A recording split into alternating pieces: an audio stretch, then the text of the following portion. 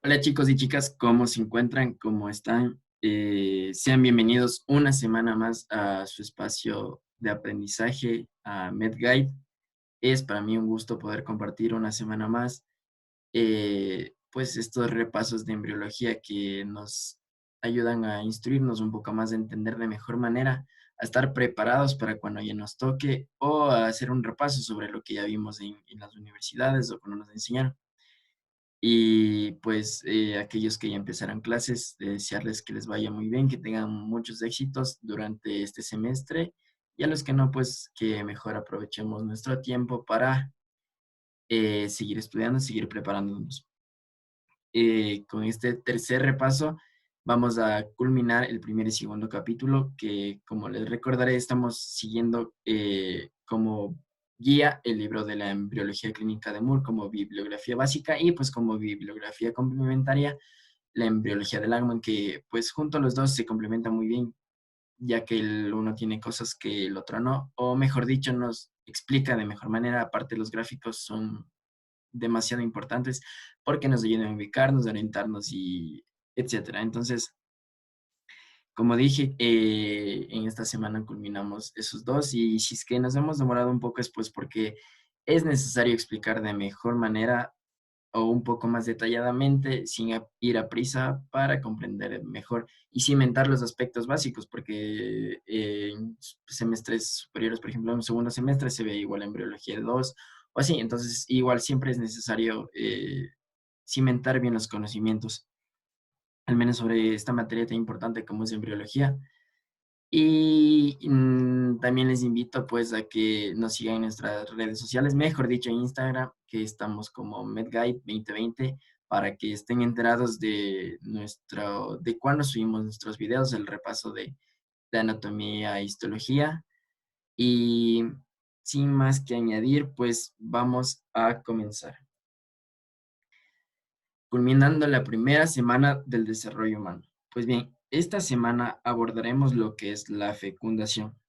Ya habíamos hablado previamente a manera rápida en el primer repaso de embriología sobre la fecundación y posteriormente a esto abordamos la gametogénesis, los ciclos reproductivos femeninos, que son pasos previos o de preparación para que se produzca la fecundación. Es decir, mediante la gametogénesis pudimos aprender cómo se preparan los gametos masculinos y femeninos para estar aptos para la fecundación. También vimos que en los ciclos reproductivos, cómo se prepara el cuerpo de la mujer a nivel hormonal principalmente para que pues, se produzca el ciclo ovárico, el ciclo menstrual y todo esto direccionado o enfocado para que esté apta en caso de que se produzca la fecundación o la gestación. Una vez entendido todo esto, vamos a abordar netamente lo que es la fecundación. Y pues si es que se perdieron o no lo vieron, estos dos primeros repasos, les invito a que los vean en nuestro canal de YouTube, el primer y el segundo repaso de embriología, donde abordamos todos esos temas. Para que se produzca la fecundación, es necesario comprender rápidamente cuál es el proceso previo para que los gametos se encuentren, porque pues para que se produzca la fecundación deben fusionarse, como ya hemos visto. Recordaremos cuando hablamos de las trompas uterinas, dijimos que la zona de fecundación son las trompas uterinas o las trompas de falopio, específicamente en la región ampular de la tuba uterina. Esto quiere decir nada más que la ampolla uterina. Región ampular de la tuba uterina, es decir, el segmento más amplio de la tuba situado con cercanía al ovario. Claramente las imágenes son muy explícitas y nos ayudan a comprender la región ampular o tubárica, no es nada más que la ampolla uterina. Y todo este espacio de aquí, si podemos observar, tiene forma de tuba y por eso se le ha denominado la región ampular de la tuba uterina porque pues está comprendido en lo que es la ampolla uterina. Bien, ahora, como dijimos, es necesario comprender cuál es el proceso o qué sucede antes para que los gametos se fusionen. Es decir, o sea, ¿Qué es lo que sucede? ¿En dónde y cuándo se van a fusionar? Se van a encontrar estos gametos para dar como resultado el cigoto, para que se eh, complete la fecundación. Entonces, es necesario comprender esto y vamos a empezar con lo que es el transporte del ovocito. Pues bien sabemos que el ovocito secundario es expulsado del folículo ovárico en la ovulación acompañado del líquido folicular. Como bien vemos aquí, esto ya lo habíamos explicado, el ovocito secundario es expulsado en la ovulación a través de lo que es varios procesos como la formación del estigma, etcétera. Entonces, bueno, eso ya lo vimos previamente y además es expulsado con el líquido folicular. En este proceso, las fibras de la trompa de falopio, estas de aquí, que pues no son nada más que prolongaciones digitiformes. ¿Qué quiere decir digitiformes? Dígito, digiti, más o menos, digiti, digital, más o menos por ahí nos podemos hacer una idea. Quiere decir de relativo a dedo, más o menos. Entonces, prolongaciones digitiformes no es nada más que la forma de un dedo. Las prolongaciones digitiformes de las fimbrias uterinas se mueven hacia adelante y hacia atrás del ovario y mediante la acción de corrientes de líquido de los cilios son microvellosidades móviles, nada más, van a atraer o barrer al ovocito secundario hacia el infundíbulo de la trompa uterina. Claramente aquí estamos viendo lo que bien podría ser el proceso de la ovulación, porque se está expulsando el ovocito secundario hacia lo que son las trompas de falopio. Entonces, después de que el ovocito recorre hasta la ampolla uterina, más o menos por aquí, y gracias a movimientos peristálticos, este se mueve hacia el útero. O sea, una vez que primero es expulsado, las fimbrias se van a encargar de atraer al ovocito secundario hacia las trompas de falopio y este a su vez mediante movimientos peristálticos va a ser llevado a lo que es la cavidad uterina. Pero, ¿qué quiere decir movimientos peristálticos? ¿O qué son movimientos peristálticos? Pues no es nada más que contracciones musculares involuntarias mediante ondas progresivas de contracción y de relajación. Voy a cerrar esto. Que tienen por objetivo, pues, de hacer progresar el contenido del órgano en el que se produzcan. En este caso, el contenido es el ovocito secundario, que va a producirse contracciones en las paredes musculares de las trompas de falopio, que van a provocar que éste se mueva, pues, hasta la cavidad uterina. Ya, esto ya les expliqué. Ahora vamos a ver lo que es el transporte de los espermatozoides, ahora en cambio del gameto masculino. Bien, podemos dividir la eyaculación del semen en dos partes, en una emisión y una eyaculación. Pues los espermatozoides son transportados desde el epididimo hasta la uretra mediante contracciones peristálticas. Ya explicamos lo que son las contracciones peristálticas. Pues entonces son transportadas desde el epidídimo hasta lo que es el conducto deferente. Bien, nos vamos a ubicar aquí está, esto es el epidídimo hasta lo que va a ser el conducto deferente. Simple. Aquí está muy bien señalado, está muy explícito y mejor voy a borrarlo para que ustedes lo puedan observar de mejor manera. El epidídimo y lo que es el conducto deferente. Las vesículas seminales, es decir, junto con la próstata y las glándulas bulbouretrales, producen secreciones que se añaden al líquido del conducto deferente y la uretra, donde se encuentran los espermatozoides. Durante el coito se depositan en el orificio externo del cuello uterino y en el fondo del saco vaginal más o menos de 200 a 600 millones de espermatozoides, Sin embargo, aproximadamente solo 200 van a alcanzar la zona de fecundación, que como dijimos es la ampolla uterina. Estos van a atravesar el canal cervical gracias a la movilidad proporcionada por los flagelos, la cola del espermatozoide. Luego, desde el cuello uterino hasta la tuba uterina, eh, mediante contracciones musculares del útero y de la tuba uterina. Em, Estas contracciones pueden ser provocadas por la prostaglandina, que es simplemente una hormona que está presente en el semen, cuya función específica en este caso es regular las contracciones que tiene el útero y la tuba uterina o las trompas de falopio. Es decir, la acción de esta prostaglandina va a controlar las contracciones para que el espermatozoide pueda avanzar.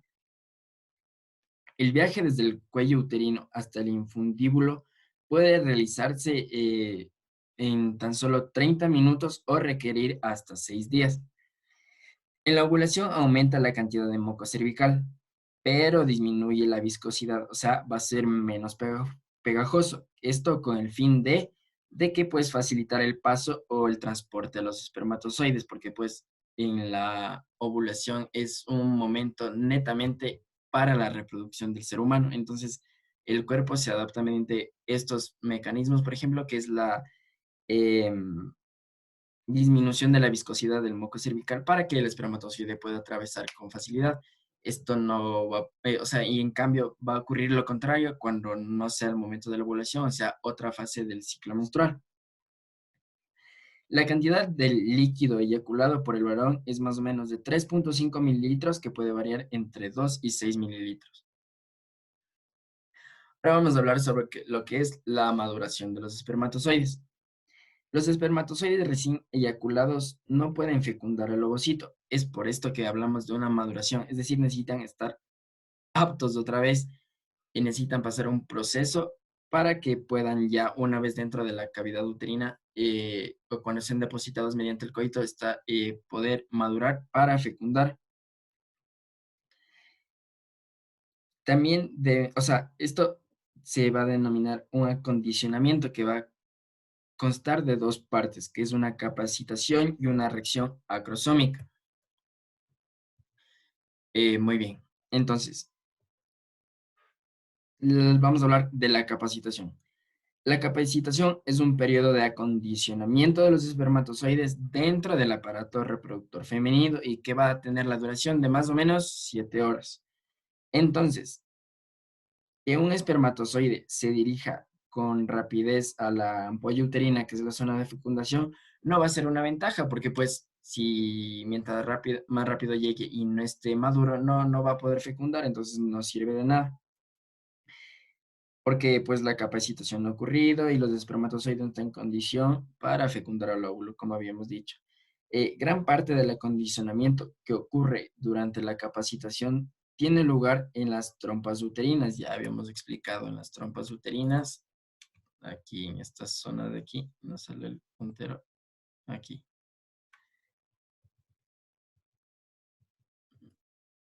Entonces, gran parte de esta capacitación tiene lugar o ocurre en lo que son las trompas uterinas.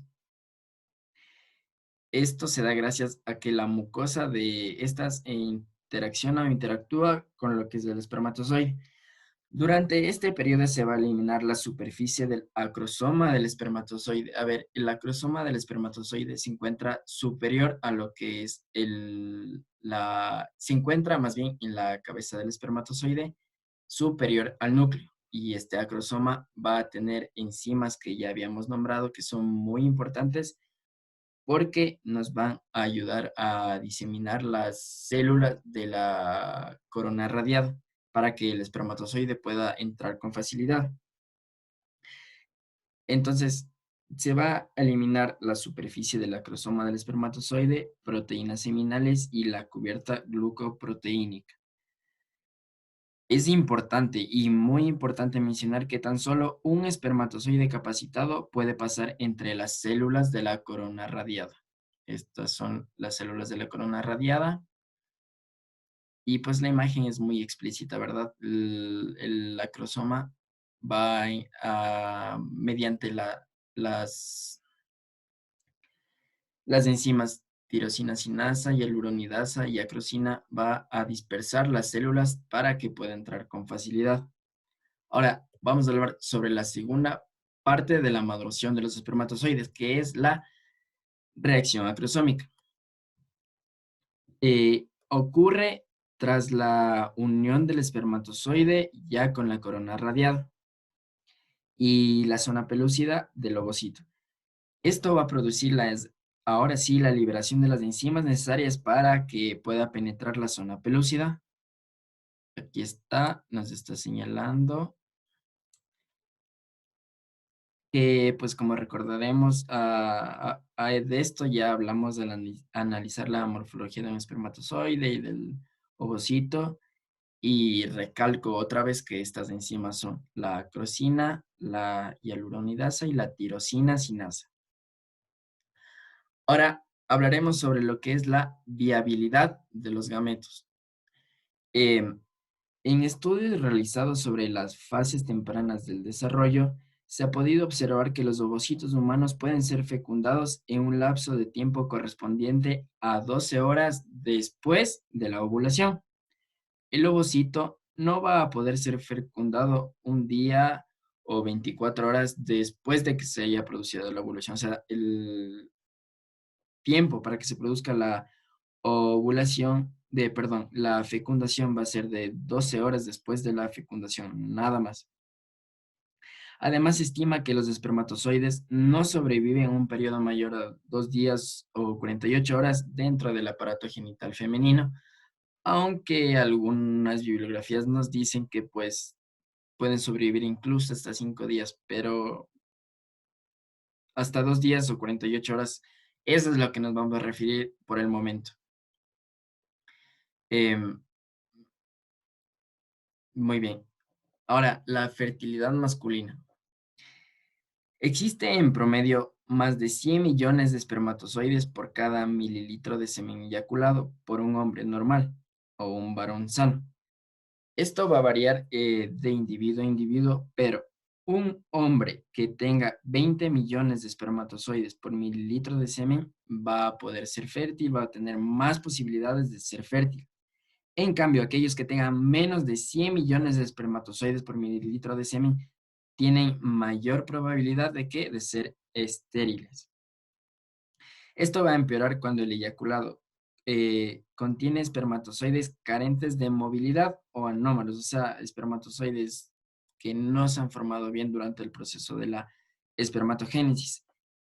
Acabo de mencionar un término, el eyaculado. Esto no es nada más que el líquido que está formado por las secreciones de las glándulas seminales, de las próstata y de las glándulas bulbouretrales. Ahora vamos a hablar sobre algo muy importante, lo que es la vasectomía. Y no es nada más que el método de mayor eficacia de anticoncepción en el varón. O sea, es un método anticonceptivo muy eficaz. ¿Por qué?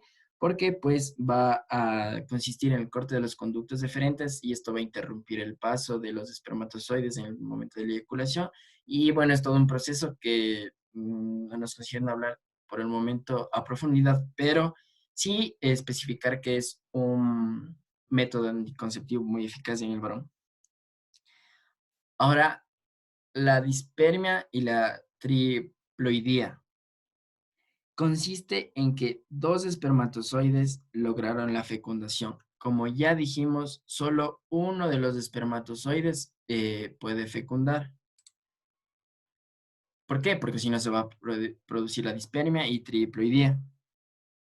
La triploidía es causante del 20% de los abortos espontáneos y en este caso de la triploidía se va a dar una va el cigoto, el huevo, el resultante de la fecundación va a tener un número anormal de cromosomas que va a ser 3N, es decir, no va a tener 46, 23 del papá y 23 de la mamá, suman 46 y no va a tener un juego extra de cromosomas, 23 más. Ya. Pasemos pues entonces viendo estas correlaciones clínicas a lo que es las características de la fecundación. La fecundación, eh, mejor dicho, una vez comprendido el proceso para que el ovocito y el espermatozoide se junten, vamos a proceder a hablar de la fecundación ya en sí, o sea, ya cómo se produce, etcétera. Entonces, primero vamos a abordar sus características. Es las características más principales de la fecundación son que la unión del espermatozoide y del ovocito va a ayudar a completar la segunda división meiótica. De esto de igual manera ya habíamos hablado previamente, y además va a ayudar a restablecer el número normal de cromosomas, porque pues un gameto masculino, espermatozoide va a tener 23 cromosomas, el de la mamá va a tener el ovocito secundario 23 cromosomas, juntos van a restablecer el número que suman 46 cromosomas normales.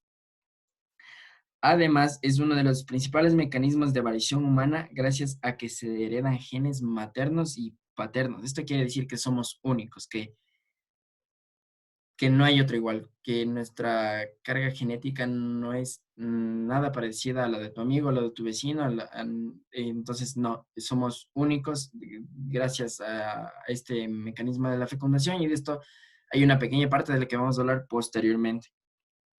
Además, este proceso va a determinar el sexo del embrión, que pues si es XX genéticamente va a ser mujer, si es XY genéticamente va a ser varón. Y el que condiciona el sexo en este caso va a ser el varón, pues porque el espermatozoide o puede ser X o puede ser Y. Además, a partir de la fecundación se va a iniciar la segmentación del cigoto, que de igual manera vamos a abordar en esta misma clase, pero posteriormente. Vamos a hablar ahora sí lo que son la secuencia de la fecundación. La fecundación es un proceso en sí complejo que no es tan solo como lo decimos la fusión de dos gametos. Y consiste en esto sí, pero debemos explicarlo de mejor manera. Como ya dijimos, y vuelvo a recalcar, el lugar de la fecundación es en la ampolla uterina, pero puede producirse en otras partes, menos en el cuerpo del útero. Si el ovocito no es fecundado, este va a trasladarse hasta hasta el cuerpo uterino para degenerar y pues producir lo que viene posteriormente como lo que ya hemos hablado previamente, el ciclo menstrual y todas aquellas situaciones.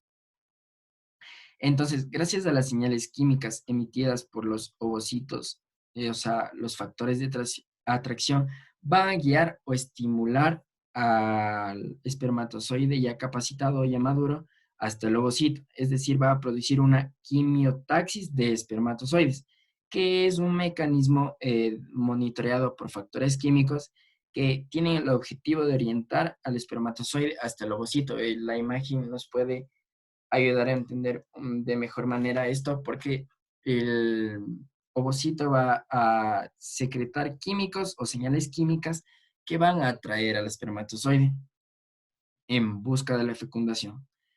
Entonces, la fecundación es una secuencia de acontecimientos moleculares coordinados.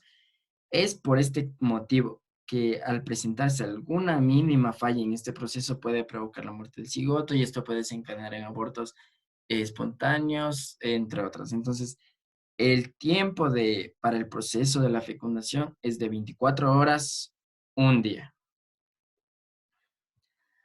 Fases de la fecundación. Tres fases bien marcadas: la penetración de la corona radiada, la penetración de la zona pelúcida, la función de las membranas celulares del ovocito y el espermatozoide. La imagen nos va haciendo más o menos una idea de lo que vamos a hablar. Continuemos. Vamos a hablar sobre la primera fase, la fase de penetración de la corona radiada. Se produce por la dispersión de las células foliculares de la corona radiada. La corona radiada, espermatozoide con el voy a señalarlo de otro color. A ver. mm,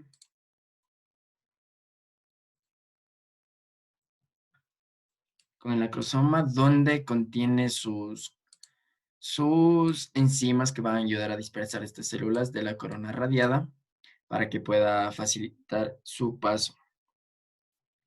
Además, puede deberse también al efecto de la enzima hialuronidasa, que como ya habíamos dicho, es liberada por el acrosoma del espermatozoide, que les acabo de indicar. Aunque esto existen, no se sabe con certeza, existe información contradictoria a este proceso, entonces no se sabe bien con certeza. Las enzimas segregadas por la mucosa tubárica de las trompas de falopio también va a facilitar el proceso de dispersión. Los movimientos de la cola del espermatozoide también son importantes para que pueda atravesar la corona radiada. Fase 2. Fase de penetración a la zona pelúcida. Esta va a ser la fase más importante en el inicio de la fecundación porque consiste en la formación de una vía de paso para los espermatozoides, para que estos puedan entrar como si ya se está abriendo paso por aquí nuestro espermatozoide para poder fecundar. Esto se va a deber a la acción de enzimas liberadas por el acrosoma, ya de la acción de enzimas esterasa, sacrosina, neuraminidasa, perdón. Se piensa que estas enzimas van a provocar lisis, destrucción, eh, separamiento, no sé, lisis más bien hace alusión a lo que es destrucción. Entonces van a provocar lisis en la zona pelúcida, permitiendo abrirse un camino para que el espermatozoide pueda introducirse en el ovocito. Lo más importante de estas enzimas es la acrosina. Una vez que el espermatozoide atraviesa la zona pelúcida, se va a producir un cambio en las propiedades de la zona pelúcida, provocando que cambie la permeabilidad de esta para evitar el paso de otros espermatozoides. Es decir, la permeabilidad es el paso de algo a través de los poros, en este caso, de la zona pelúcida. Entonces, estaba muy dispuesta la zona pelúcida, estaba permeable, pues, para que algún espermatozoide pueda ser fecundado. Sin embargo, estaba protegido por la corona radiada, pero al ya penetrar un espermatozoide en la zona pelúcida, va a cambiar su permeabilidad, los poros se van a cerrar para evitar que otro espermatozoide más fecunde, lo que, como ya dijimos, no es correcto, no es adecuado. La tercera parte, la tercera fase, la fusión de las membranas celulares del ovocito y del espermatozoide. El nombre más o menos ya nos da un indicio de qué es lo que va a suceder. Las membranas celulares o plasmáticas del ovocito y del espermatozoide se van a fusionar y van a desaparecer.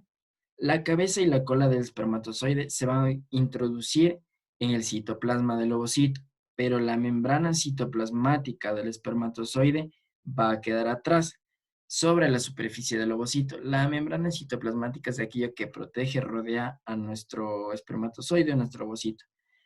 Tan pronto como el espermatozoide entra en el ovocito, este va a responder de tres formas. Ahora ya bien, estamos viendo ya lo que son la fusión de las membranas plasmáticas, la fusión de los núcleos, de los pronúcleos, vamos ya a abordar en nuestra tercera fase. Eh, Vamos a hablar sobre lo que es la finalización de la segunda división meiótica y la formación del pronúcleo. El hecho de la penetración del espermatozoide en el ovocito va a activar al ovocito para que éste concluya la segunda división meiótica, que como ya abordamos previamente, el ovocito tenía la segunda división meiótica en el momento de la ovogénesis,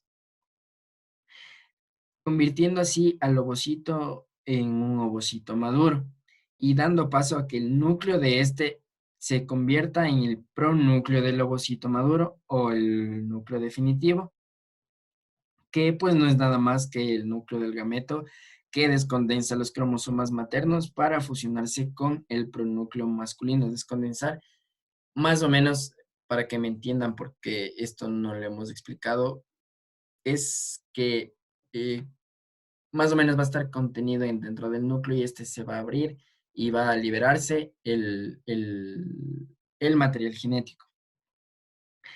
Además, se va a formar el segundo cuerpo polar, que es una célula hija más resultante de la culminación de la segunda división meiótica y esta tan solo va a recibir el citoplasma del núcleo condensado, es decir, no va a tener máxima importancia y el cuerpo polar es una célula que está destinada a degenerar, nada más. Ahora, la formación del pronúcleo masculino. En el interior del citoplasma del ovocito, el núcleo del citoplasma va a aumentar de tamaño para pasar a formar el pronúcleo masculino. Simultáneamente, la cola o flagelo del espermatozoide va a degenerar. Si ven, vemos aquí que ya se empieza a quedar o va a degenerar. Entonces, no va más la cola. O el flagelo. El ovocito ahora va a contener dos pronúcleos haploides, 23N del 23 del propio ovocito y 23 del pronúcleo masculino del espermatozoide. Una vez que sucede esto, ya no se va a llamar ovocito, sino se va a llamar ovótido. Cuando sucede la descondensación de los cromosomas paternos y maternos, se va a completar el número normal de cromosomas, es decir, 23N por parte de papá y 23N por parte de mamá, como ya les había dicho, dando como resultado un 46 cromosomas, que es el número normal. Bien, los cromosomas del cigoto se predisponen para su segmentación mediante el uso de segmentación, que no es nada más que la orientación que toman estos para que se produzca la segmentación. El cigoto genéticamente es único por tener material genético paterno y materno. Sin embargo, el crucimiento de los cromosomas mediante la meiosis va a permitir una mezcla de cromosomas que no van a ser nada parecidos a sus progenitores. Entonces, esta es el principio de que la fecundación sea un mecanismo de variabilidad de variabilidad humana. Entonces, va a producirse esto para dar lugar a un material genético único. Vuelvo a recalcar que si se fecundó un espermatozoide Y más el ovocito, que siempre es X, va a dar como resultado un individuo varón. En cambio, si se fecundó un espermatozoide X más el ovocito, que siempre es X, va a dar como resultado una individuo mujer.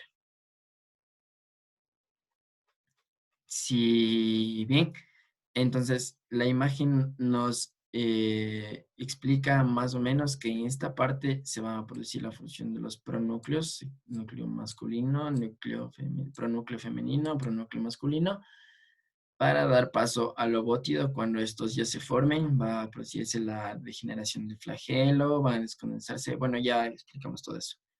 Ahora, la segmentación del cigoto y esta parte es demasiado importante porque a partir de aquí ya se empiezan a dar, a ver términos que ya necesitamos conocer muy bien para poder orientarnos y no perder el hilo de lo que es estos temas de embriología, ¿no? Bien, el término segmentación quiere decir la división, partición, fraccionamiento. Ahora el cigoto no es nada más que el resultado de la unión de los productos masculinos y femeninos. Entonces la segmentación del cigoto consiste en consiste en divisiones mitóticas, ojo, mitóticas, ya no meióticas, sino mitóticas repetidas del cigoto que incrementa el número de células que van a denominarse blastómeros. Entonces, ahora el cigoto va a empezar a dividirse mediante divisiones mitóticas y aumentando el número de células que no van a llamarse células, sino van a llamarse blastómeros. Ujú. Un blastómero, dos blastómeros, un blastómero, dos, tres, cuatro blastómeros.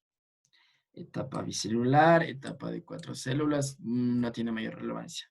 Lo importante es que aquí, al comenzar la segmentación del cigoto, la división mitótica del cigoto, las células van a denominarse blastómeros.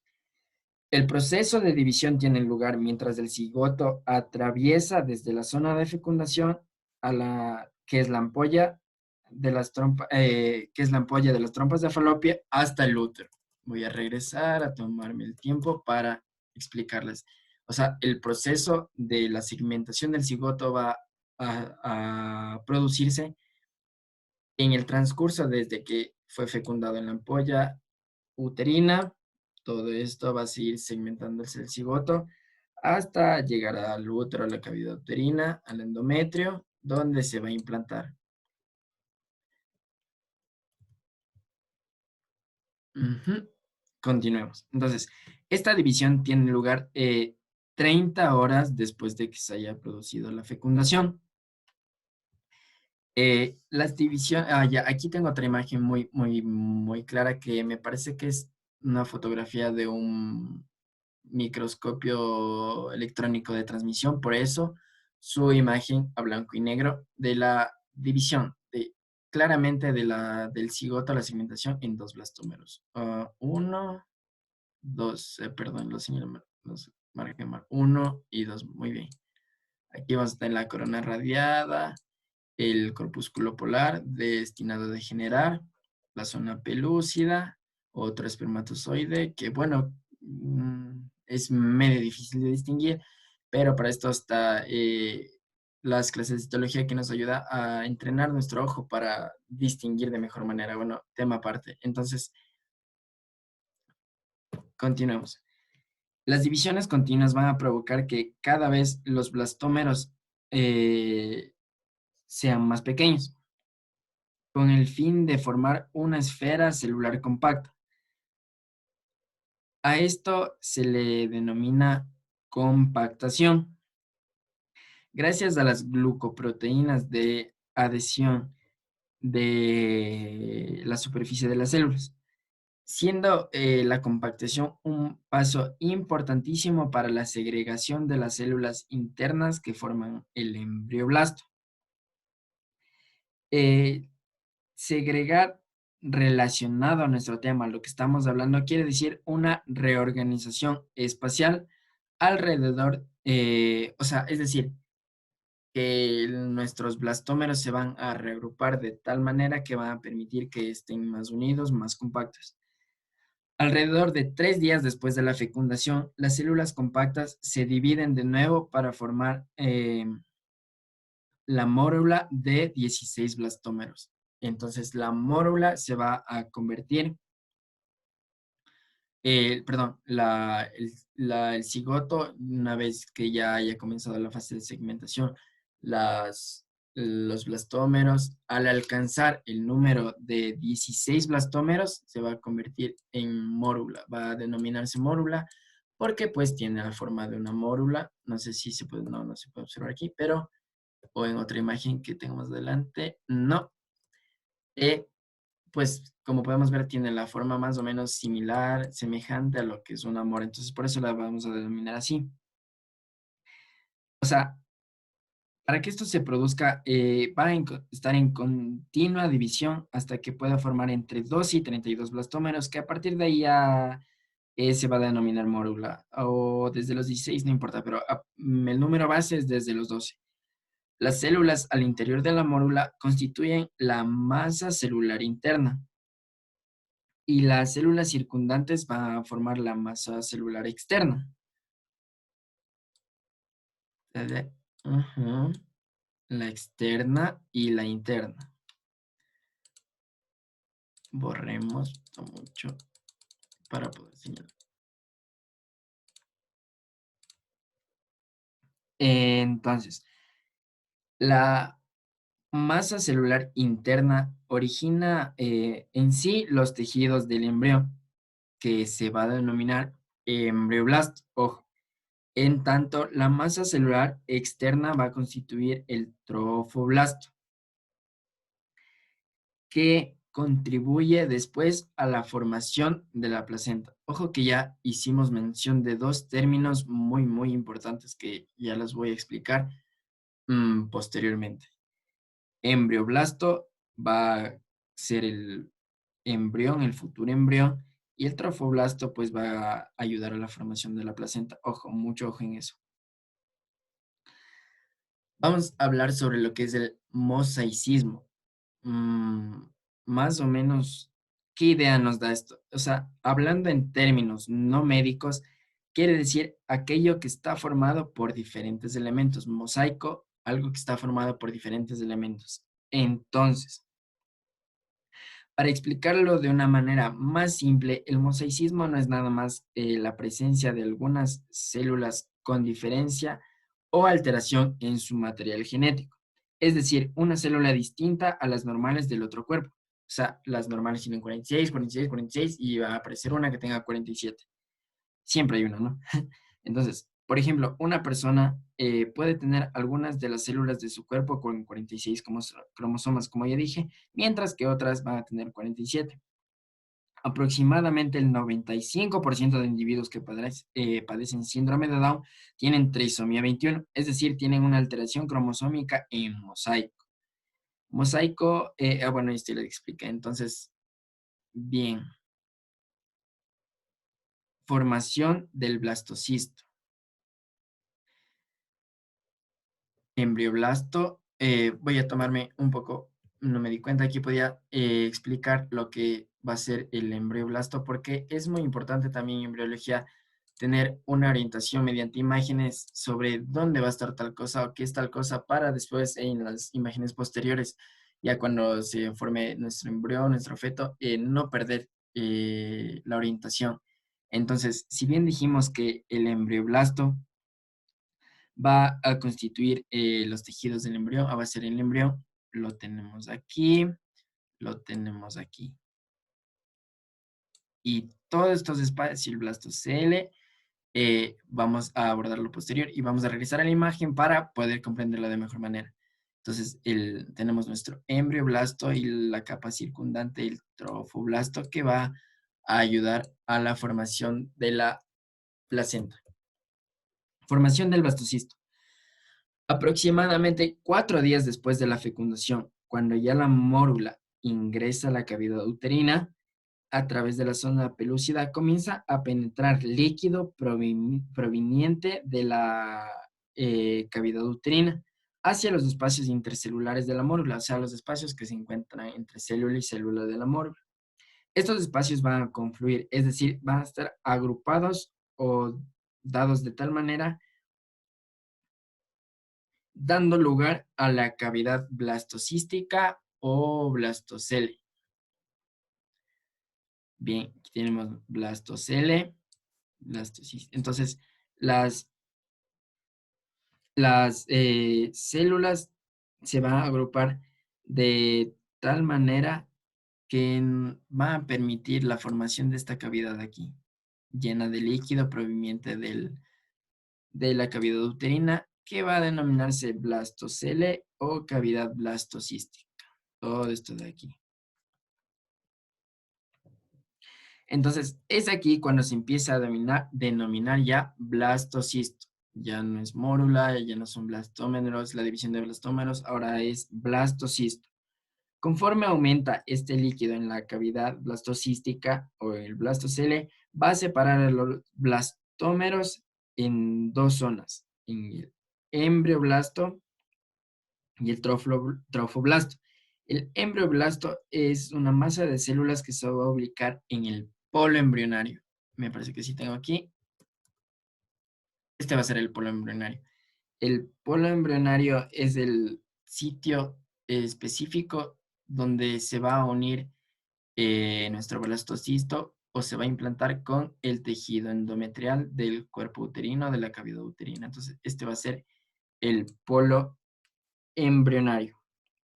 Y el trofoblasto, en cambio, es la masa de células que va a constituir la pared epitelial del blastocisto. Todo esto de aquí, trofoblasto, nos está señalando trofoblasto.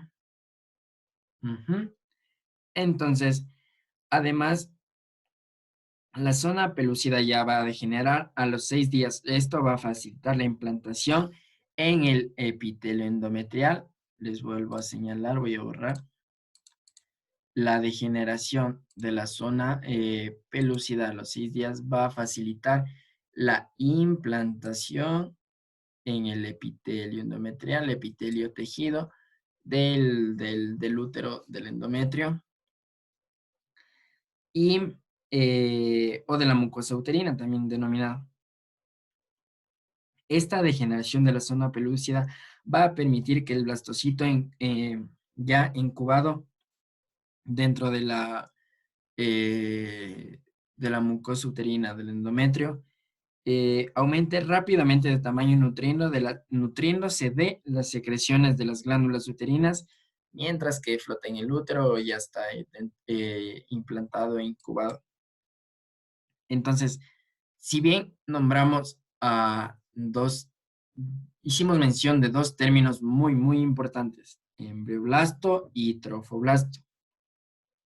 Entonces, estas dos palabras ya merecen una explicación etimológica para poder orientarnos. Esa etimología quiere decir el origen de las palabras, ¿ya?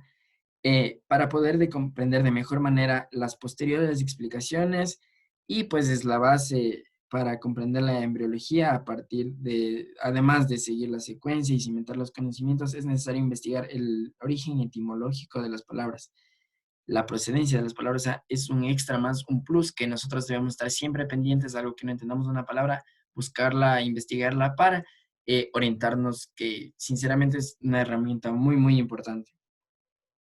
Embrioblasto es una palabra compuesta, embrio, que se va por su parte a hacer alusión a embrión, y blasto, que en este caso es un sufijo, es decir, que se encuentra al final de la palabra, va a completar el final de la palabra, que blasto tiene como significado germen o célula inmadura. Esto ya nos da una idea más o menos de cuál puede ser el significado de la palabra. Entonces, embrioblasto es la parte de la mórula que al pasar por distintos procesos se va a convertir en el embrión. Más sencillamente, embrioblasto va a dar origen al embrión. Blasto, origen, embrión, pues embrión. Entonces, blasto, todo lo que vaya con blasto va a ser una célula germinal que va a dar luego paso a su especialización. Por ejemplo, mioblasto, se me ocurre de momento. Entonces, blasto es la célula inmadura, la célula que va a dar origen y que después posteriormente va a tener su especialización y va a convertirse en una célula madura o en una célula que ya es parte de nuestro cuerpo, ¿no? Entonces, ahora, eh, trofoblasto. Trofo significa nutrición, eso es todo. Y va a crear la porción embrionaria de la placenta, es decir, que la que se va a encargar de nutrir. Entonces el trofoblasto va a crear nuestra placenta que pues tiene la función de nutrir. Entonces por eso trofoblasto, origen, trofonutrición, blasto origen. Entonces ya más o menos les he dado un ejemplo de cómo podría ser nuestra investigación en el origen etimológico de las palabras para pues tener una mejor idea, una idea más clara de las palabras que vamos a ver, de las palabras desconocidas que vamos a abordar durante embriología. Continuando con nuestra explicación, la implantación va a ocurrir 6 días después de la fecundación. Es decir, el blastocisto se une al tejido endometrial, como dijimos, en la zona del polo embrionario. Lo acabo de señalar, el polo embrionario, de aquí. Consiguiente a esto, el trofoblasto va a proliferar con rapidez y se va a diferenciar en dos capas, una interna y una externa. La interna va a ser el citotrofoblasto y la externa va a ser el sincitotrofoblasto. Entonces,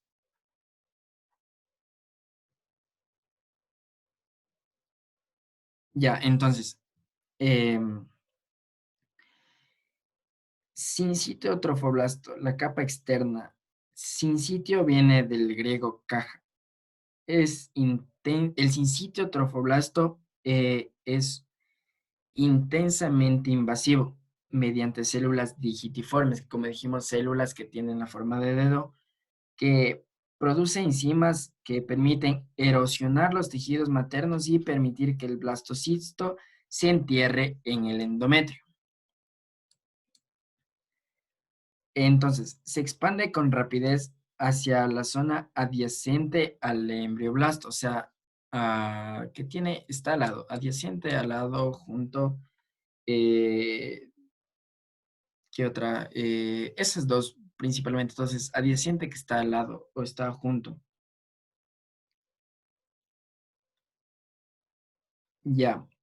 Eh, entonces, se va a expandir el sincitio trofoblasto con rapidez eh, adyacente al embrioblasto, que es esto de aquí, exactamente en el área del polo embrionario, ya habíamos explicado. A los 7 días aparece en la superficie del embrioblasto con dirección al blastocele una capa denominada hipoblasto, que será el endodermo primario, y esto lo vamos a comprender de mejor manera en las siguientes clases o en los siguientes reemplazos. Hacia el final de la primera semana, el blastocisto se ha implantado en el tejido endometrial materno y se nutre de los tejidos maternos. Bien, como podemos ver aquí, el sincito trofoblasto empieza a erosionar, empieza a invadir lo que es el tejido endometrial de la mujer, de la mamá, del cuerpo del útero, ¿no? Empieza a invadir justamente adyacente al embrioblasto en la zona del polo embrionario. Ahora, aquí es importante mencionar algo. El factor temprano del embarazo. ¿Qué es esto? Es una proteína inmunosupresora, es decir, que va a reducir la actividad o la capacidad del sistema inmune. ¿Por qué? Si nos ponemos a analizar, si nos ponemos a razonar, ¿qué es lo que sucede cuando células extrañas, gérmenes, bacterias ingresan en nuestro organismo y no son sanas? Nuestro sistema inmunitario empieza a producir líneas de defensa para atacar esa enfermedad y pues mantenernos sanos. Entonces, razonando un poco, al analizar que las células del sincitio trofoblasto, voy a borrar, las células del sincitio trofoblasto, que es este de aquí, que como vemos empieza a ser invasivo en el tejido endometrial, está en contacto con las células maternas y además se va a alimentar de las secreciones uterinas e invadir el endometrio. Entonces, obviamente el cuerpo va a querer defenderse porque es prácticamente como una invasión. Entonces, es ahí donde actúa esta proteína inmunosupresora, el factor temprano del embarazo, al proteger al blastocisto, nuestro resultado, todo esto, de ser fagocitado o comido por las células del sistema inmunológico de la madre. Este factor temprano del embarazo es secretado por las células trofoblásticas de nuestro trofoblasto entre 24 y 48 horas después de que se ha producido la fecundación, que se puede detectar en el suero materno. Además, tiene otra importancia y es que permite detectar el embarazo mediante pues una prueba de embarazo en los 10 primeros días donde se sospecha que pues que haya habido la gestación, se haya producido la fecundación o que sospechamos que haya habido un embarazo. Bien, para finalizar, los embriones anómalos y los abortos espontáneos. eh, pues los cigotos, las mórulas, los blastocitos suelen ser abortados espontáneamente. Espontáneamente quiere decir que por sí solo algo que no requiere de factores externos para que se produzca, sino algo que ya se produce. Entonces, la implantación temprana del blastocisto es un periodo crítico del desarrollo de los principios del desarrollo humano, porque puede fallar debido a factores como la insuficiente producción de progesterona y estrógenos por parte del cuerpo lúteo. Además, Los abortos espontáneos en fase tempranas también pueden ser provocados por las alteraciones cromosómicas y esto es uno de los factores más importantes y una de las causas principales. Además, se considera que la tasa global de aborto espontáneo a tiempo temprano es aproximadamente del 45%. Además de eso, la pérdida temprana de embriones puede constituir un proceso de eliminación de embriones anómalos que no se habrían desarrollado con normalidad. O sea, puede ser un proceso de selección natural. Y bien, eso ha sido todo por la clase de hoy. Espero que pues hayan entendido, hayan aprendido. Como les dije, fue un gusto poder compartir una semana más con ustedes. Espero poder verles la otra semana. Y de igual manera les adjunto la bibliografía y en la descripción igual les voy a dejar los libros para que pues puedan tener acceso a ellos. Y sin más, espero que se encuentren bien y hasta la próxima.